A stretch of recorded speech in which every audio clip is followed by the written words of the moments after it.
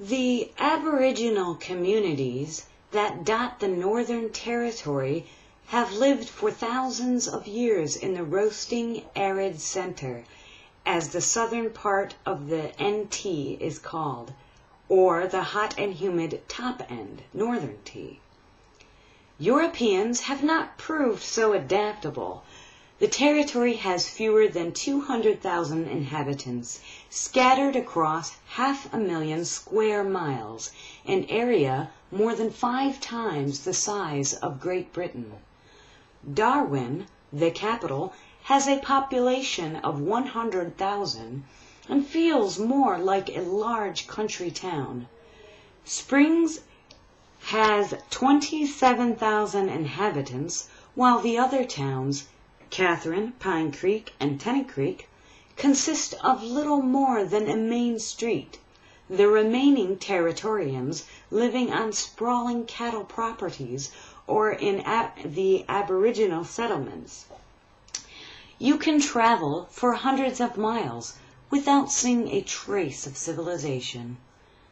The Northern Territory likes to see itself as a land apart from the rest of Australia.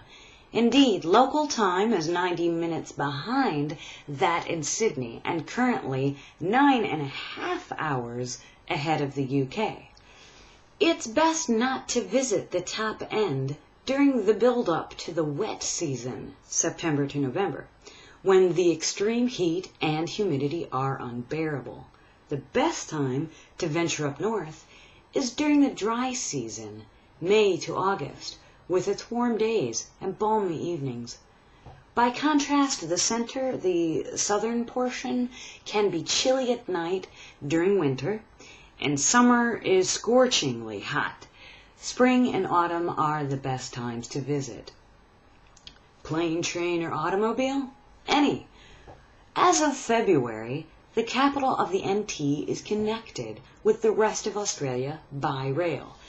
The northbound GON train leaves Adelaide in South Australia every Sunday. After calling in at Alice Springs, it travels up through the Red Centre and on to Darwin on a newly built rail link. The return trip leaves the Territory's capital every Wednesday.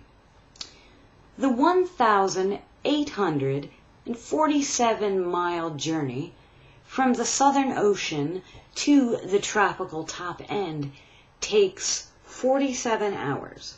It has instantly become one of the world's great train trips. The train stops in Alice for 4 hours, giving passengers time to visit the Alice Springs Desert Wildlife Park. In Katherine, the stop is long enough to take a boat cruise at Katherine Gorge. Darwin is the ideal gateway to the Northern Territory. The easiest access is from Singapore or from Bali.